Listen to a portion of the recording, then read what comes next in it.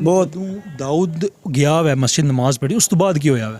ਉਸ ਤੋਂ ਬਾਅਦ ਸਰਕਾਰ ਵੇਖਦੀ ਸਾਨੂੰ ਮਿਲਿਆ ਤਾਂ ਚਾਚਾ ਦਾਊਦ ਨੂੰ ਹੀ ਪੈ ਲੱਭਦਾ।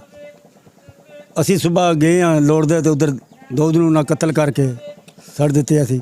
ਤਾਂ ਔਰ ਸਾਡੀ ਅਪੀਲ ਇਹ ਹੈ, ਸਾਨੂੰ ਇਨਸਾਫ ਚਾਹੀਦਾ ਹੈ।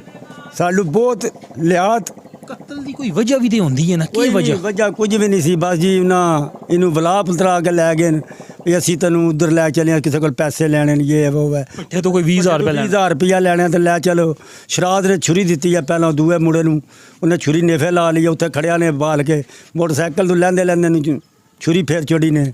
ਔਰ ਬਸ ਸਦੀਦ ਬਹੁਤ ਛੁਰੀਆਂ ਮਾਰੀਆਂ ਨੇ। ਕਿੰਨੀਆਂ 26 ਕੱਟ ਮਾਰੇ ਨੇ, 27 ਕੱਟ ਮਾਰੇ ਨੇ ਜੀ। ਮੇਰੇ ਤੋਂ ਹਸਪਤਾਲ ਹੀ ਮੈਂ ਪਹੁੰਚਿਆ, ਉੱਥੇ ਜਿੱਥੋਂ ਚਾਹਿਆ ਉੱਥੇ ਮੈਂ ਪਹੁੰਚ ਗਿਆ। ਬਰਦਾਸ਼ਤ ਨਹੀਂ ਹੋ ਰਿਹਾ ਔਰ ਸਾਨੂੰ ਇਨਸਾਫ ਚਾਹੀਦਾ।